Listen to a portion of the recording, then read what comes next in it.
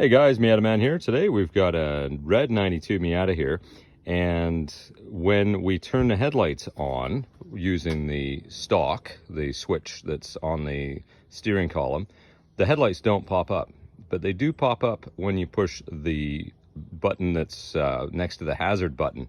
They always pop up every time when you do it that way, but they just don't turn on when you use the headlight switch.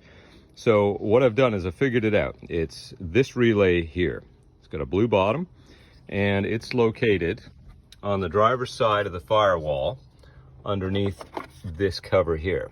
This cover goes right in here and covers it up. So you just pull on this tab here on the back of it, and then it comes right off. There's a little hook on the back there.